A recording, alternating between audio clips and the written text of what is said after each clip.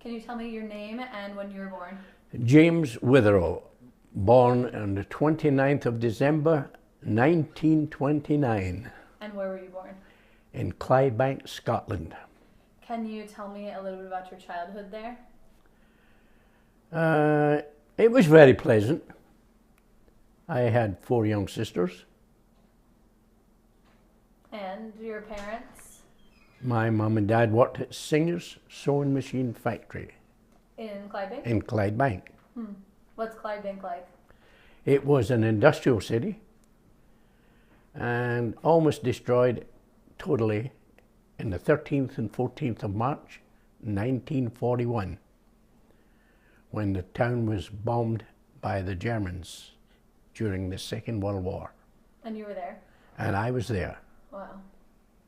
How old were you? 12. 12 years old. Oh my gosh. What was school like? It was all gone? My father took me out about 3 in the morning to show me my school, which was at the top of the street. It was in flames, totally destroyed on the 13th of March, 41. Wow. What did you guys do afterwards? Where did you go? We were bombed out 2 nights. The first night's bombing was the 13th of March. Okay. On the morning of the 14th, we waited for transportation to take us to the seaside, away from the industry. And because that was more inland where you were? Yeah, Okay. yeah. It's okay. We waited till 8 p.m. One bus came, was completely full, and left. Gosh. As soon as it left, the sirens went off again. Like bomb warning sirens? 8 o'clock Oh, wow. on the 14th. Yeah. Wow. The bombing started again all night. We were put in Janetta Street Hospital, Janetta Street School to spend the night. And looking from one classroom to the other classroom, there was nothing but dead bodies covered from the Thursday night bombing. Just filling the school? Oh my gosh. Used it. Wow. On Saturday morning, when the all clear went, my dad said, "Let's go, get the bus, we're going to Troon." We went to Troon on Saturday the 15th of March 1941. Had you been there before, or was it just... No, it was a same city? seaside town, but my mother had an aunt and uncle that lived there. Okay. So we all went there and started school there, high school again. Of course, naturally you were put back a year when you changed schools, Oh, wow. till you proved yourself. Is that enough right now? Yeah, that's good. So, you started high school then in Troon. And what did your family do? What were your parents? What were their careers? Well, my dad still worked at Singer's. He still Oh, okay. travelled back and forward to Singer. He travelled 60 miles a day, Wow. one way. 2 miles on a bicycle, Oh my gosh. 45 minutes on the train, 10 minutes on the tram, 5 minutes on a ferry, and another 15 minutes on a tram to get to work. Wow. Was there not work in Troon? Or he just liked his job with the... Well, during the war, he stayed with that for 6 months. Yeah. Then he got a job at Prestwick Airport in Scotland as a machinist. Okay. Then, And that was closer? well, that was 5 miles away Oh, wow. compared to 60 miles. Yeah. Um, And your mom? my mum, she worked cleaning houses to make a living for my 3 sisters and I, because they lost everything during the bombing of the Blitz. 1941 was a terrible time. I left school in December 1943 to help bring money into the house. How old were you? 14. Oh my gosh. Wow. I had a job because they could not get men to do the job. So they hired young fellas out of school doing men's work. So I delivered milk, coal, and groceries with a horse and cart. Oh my gosh, wow. In 1947, I joined the Royal Air Force and spent the next 8 years in the Royal Air Force. Wow. I came out of the Air Force in July of 55. I got a job as an aircraft inspector at Scottish Aviation, where I spent 18 months and decided... Were you working on planes in the air when you were with the Royal Air Force? Oh yeah. Flying planes and everything? Oh yeah, worked on all kinds. Worked on Spitfires, famous Spitfires, and Vampires was another aircraft. And after doing the time as an inspector on Sabre F-86Fs, I decided to go to America. That's awesome.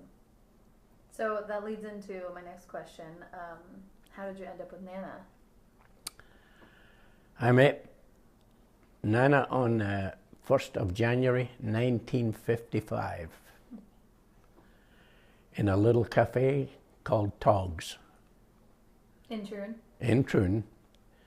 She was sitting with her sister and a friend whom I knew, but I didn't know Betty.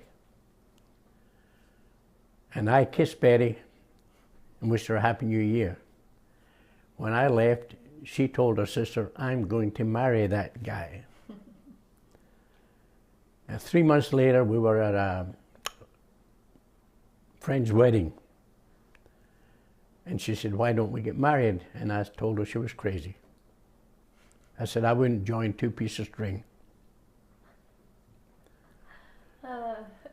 I left for the United States on the 2nd of November 1956. Arrived in Dallas, Texas on the evening of the 6th. I'm trying to think where I'll go from here. What were you doing there for work? No, my sisters met me. Okay. Violet and Margaret met me at Dallas and drove me to Ardmore, Oklahoma. After a few days in Ardmore, I told my two sisters, if this is America, I'm going back to Scotland. What was wrong with it? What was it like? It was a one-horse town. However, I had received the telephone number of the two flight attendants on the flight from New York to Dallas. And I proceeded to call one. Told her I was coming to Dallas to look for a job. And we went to a movie and I got a job with Braniff International Airlines. They didn't give me credit for my 10 years experience because the last 7 or 8 years had been totally on jet aircraft. And at that time, Braniff had no jet aircraft. All Braniff had were reciprocating engines on their aircraft. However, I got the job with credit, and 20 years later,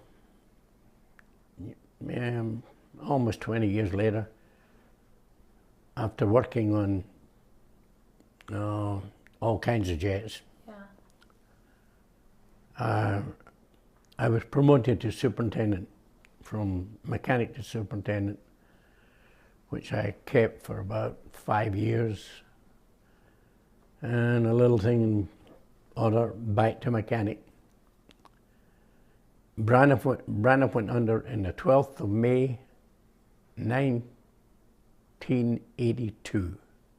Oh, wow. I was out of a job with 3 boys and a wife to take care of. And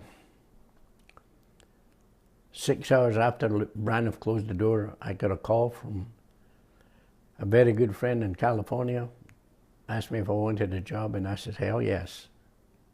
He said, go to work tomorrow morning. I went to work the next day and never missed a beat. That's awesome. And who was that with? And that was with a company called Elsinore, where you went inside the wing of an aircraft. They closed the wing up with you inside it, and you repaired fuel leaks. Oh my gosh, wow. I never knew you did that. Terrible job. Yeah, that does not sound too fun. No. 6 months later, after traveling around the country working on aircraft, I was made a supervisor and took half a dozen guys around the country working on aircraft.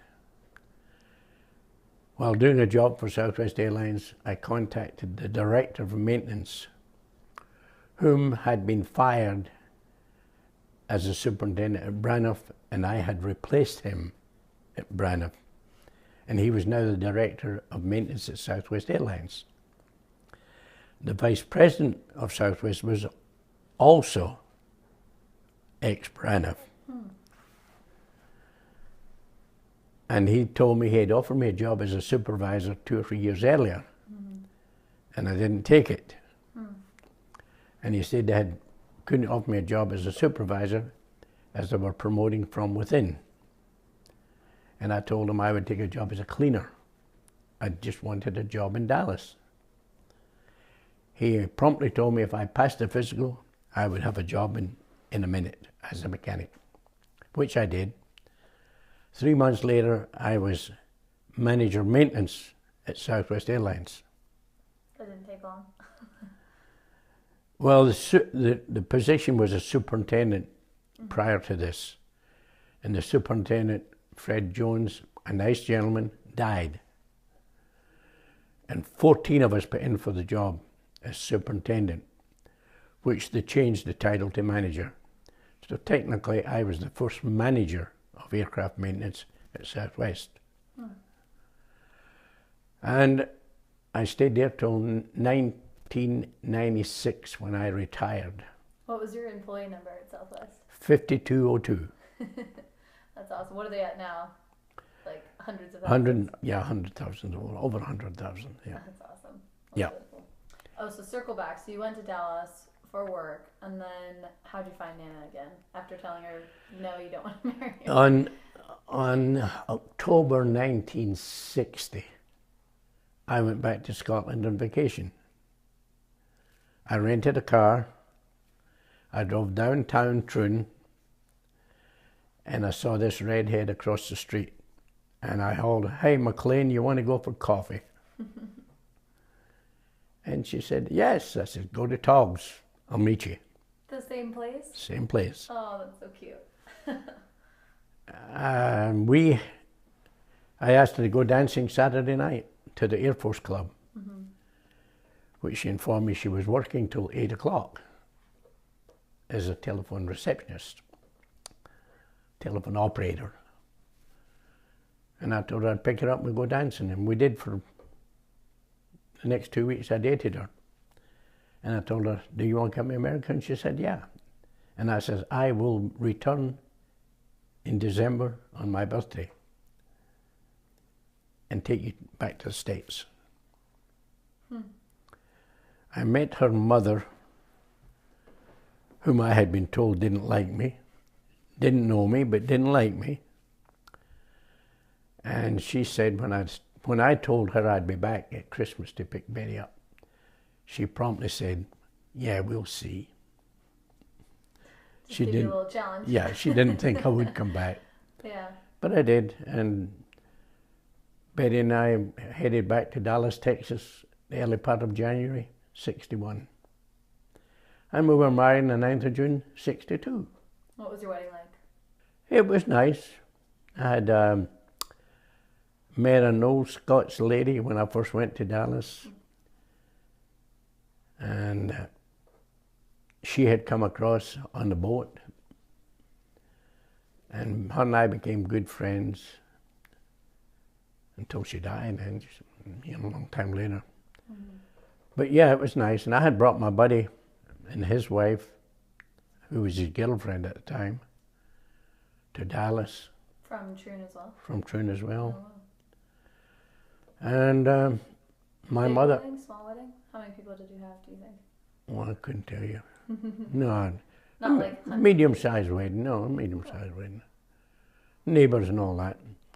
Then we went to Colorado for a honeymoon. Oh, fun.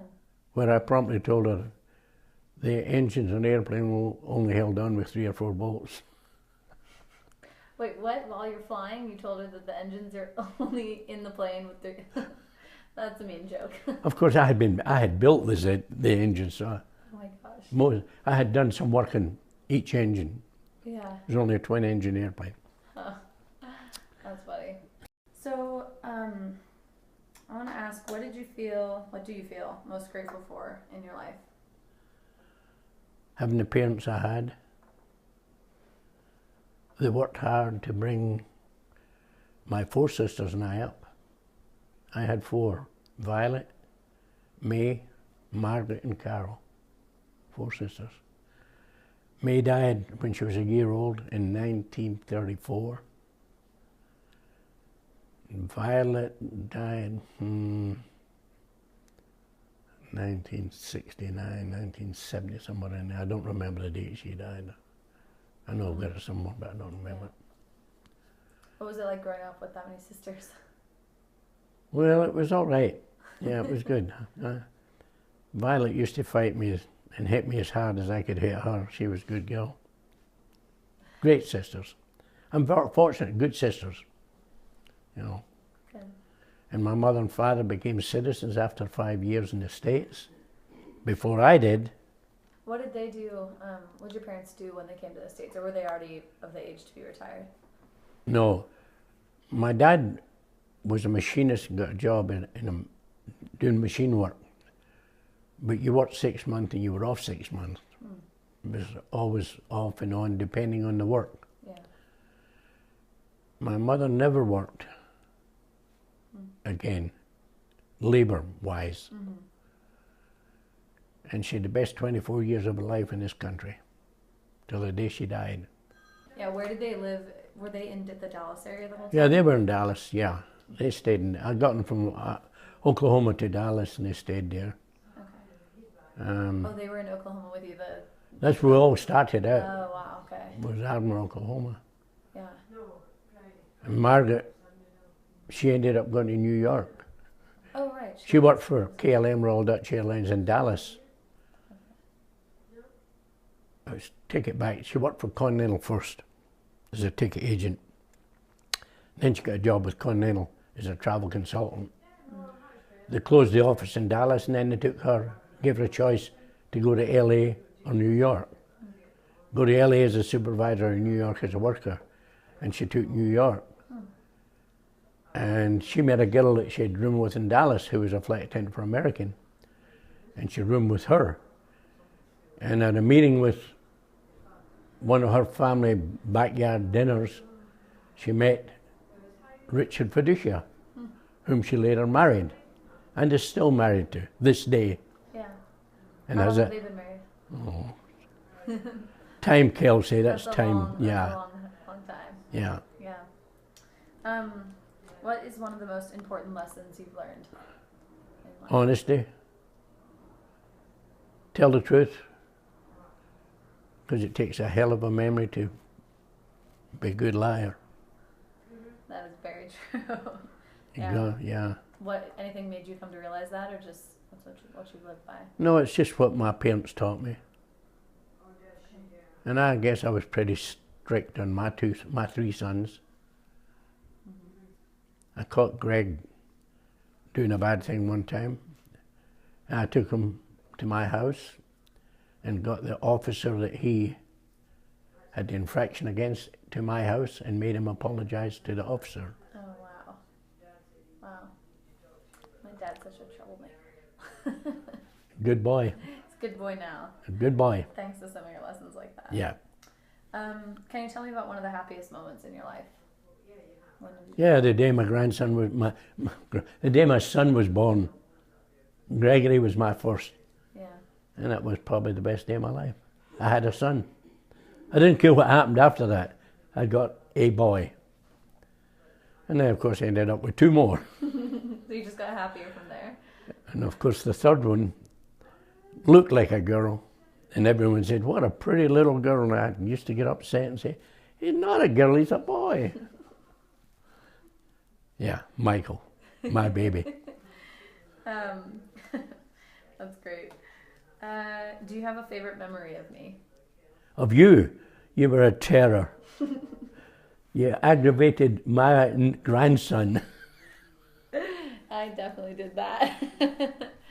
But you're always a happy girl, and I still love you. And then do you have a favorite memory of Greg, Chris, and Michael? Oh, goodness. Either, all. Well, I spent a lot of time working nights, so I lost a lot of time with the boys. When they were younger? Yeah, but there weren't no big problems with them, really. All three were good. On the 13th of March, one year was a Friday, and I don't know which one first, Chris or Mike. One of them fell in the roller rink and broke his collarbone. On the following Friday, which was also the 13th following year, maybe it was a year later, you know, yes, you know. Because it was like the same day, but a year Yeah, later. a year later. Yeah. He fell and broke his, I think he broke his arm Oh my gosh. in the roller rink. Friday the 13th. That's funny. Superstition. I think it was February the 13th was the first one, which obviously then March the 13th is also a Friday. Mm-hmm. It's a month later. That's why it was That's awesome. two in a row. And So, it was Chris and Michael? yeah, Chris and Mike. How old was my dad then? Was he out of the Well, house? he was just, he didn't run with them because they were younger than him. Mm-hmm. So he was 6 years older than Chris and 10 years older than Michael was. Mm. But he was mean to Michael. Yeah. In a loving way. Do you have any memories of that? Anything he did? Oh yeah, he used to. Looking back in retrospect, it was not the nice thing to do. To stand on the patio deck with your little brother on your shoulder and throw him in the pool, which is only 8.5 feet deep. Probably not the safest. No. And then he used to put him down and just beat him on the chest. Oh my Pound him on the chest. Then what did you guys do? Let him be. That's just the way they were, Kels. They were brothers. Yeah. Yeah, they did good. Can you tell me about one of your most difficult memories? I don't have any difficult memories. Everything's been easy riding? Everything been good. Like I said, the most disappointing was losing the job at Braniff. I mean, that was tough. But again, being very fortunate, I've never been unemployed a day in my life, which is very, very fortunate. Mm-hmm. I grew up in the Depression. My dad worked at a racetrack, the dog track, to make a living, help make a living for us. Mm-hmm.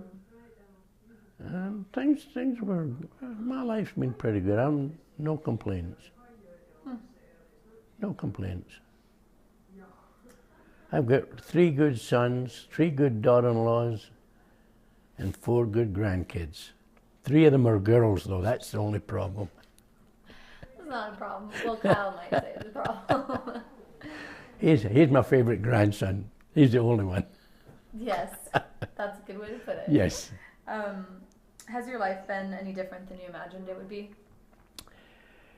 If I had to do it, if I'd liked any change in my life, and again, God makes it out for you. You don't have a choice. It's just whatever He decides you're going to do. I was pretty much the top of my class with math.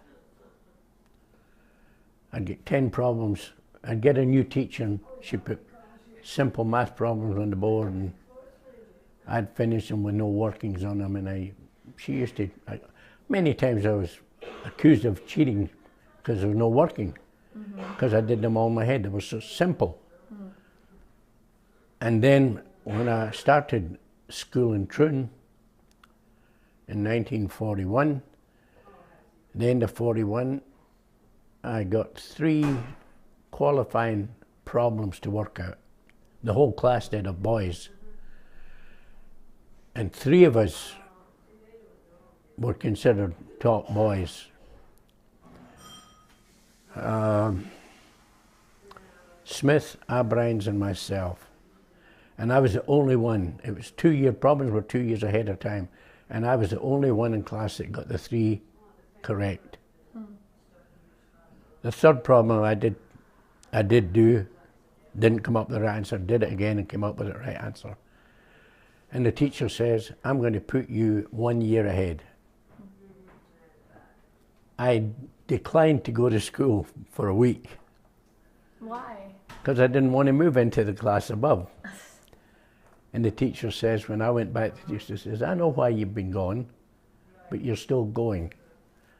And I was put into the class and I just didn't feel comfortable being up with a new bunch. They were all new to me, a new town, I didn't know anyone. But it all worked out. But I'd like to have stayed with math because I was good at it. And I'd have probably gone for a CPA. And again, I may not have been in America today. Yeah. I may have married that old redhead and stayed in Troon. Because I had a good job in Troon as an aircraft inspector. If I'd have married her then when she wanted to, I may have still been in Troon. Yeah. So, But then you wouldn't have all these free flights from Southwest. No, I wouldn't have all the 3 granddaughters either. That's true too. Yeah, so, yeah, it's all worked out good. It's all worked out good. I was going to ask you if you had any regrets. Is there anything you would have changed? But No, that's the only thing I'd like to have changed. Because I liked math. I still like math. Yeah. I still like You it. could go be a CPA now. No, too far down the road. Too far down. Well, I don't know about here. Because back in Scotland you had to know Scottish law and English law to be a CPA. I don't know if that's the case here. I don't know. Not sure. I don't know if they just do on math or... I believe in you. You could go do it. Yeah. And then I want to, on a more fun note, ask you about your daily diet. Can you tell me a typical day in the diet of James Witherow? What you eat for breakfast? Oh, cereal for breakfast, tea and toast, hamburger and fries for lunch, and probably steak and fries for supper. I see a lot of fries going on there. The infamous fries. And a cocktail. Or... Well, yeah, we Scottish cocktail. Yes. Followed by a drambuie if I do have any. That's very true. So how do you make your scotch? What happens here? I kill it. I'm not as strong as I used to be. It's Scotch and 7-Up now, so it's not straight Scotch, darling. Yeah, you gotta water it down a little bit. Yeah. So, are there any tips you would pass on to the next person trying to make fries like you? Fries are easy to make, Kelsey, you know that. Not like your fries. Well, 2 nights ago, I didn't like them. I didn't think they were good. I thought they were great. You mashed them up. That was the best part. Yeah, but Kelsey, last night I made fries. And they were none beat to death. And they were good, crisp French fries. So you gotta leave them intact to keep them good. Is that what we're saying? Okay. You and your father like them crunched up, and your grandmother. That's the way to go. Majority rules. Okay.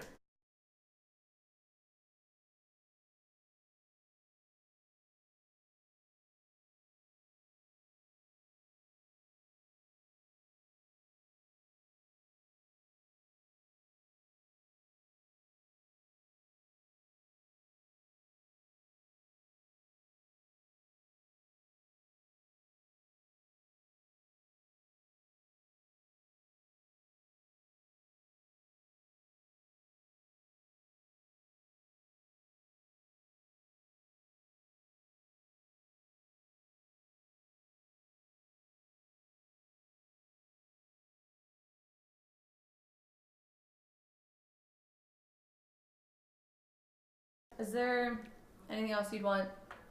What would you want people to know about you? What would your legacy be? Again, not like I was honest, and you could trust what I said. And Trust you're a me. good dancer. I won a couple. I won a couple of ballroom dances, and most of the girls I dated were named Betty. Really? Oh yeah, it was safe. I couldn't make a mistake. Oh, that's great. She had to get that in there, a little audio from Nana. Yeah, she Called said. you a pain in the ass. Pain in. She's not supposed to do that. Hey Nana, can you come in here? I can film the two of you. I wanna have you guys hug and smile and act like you like each other. What do you want? I'm not come in here with I'm him. not a pain in the bum. You're not a pain in the ass.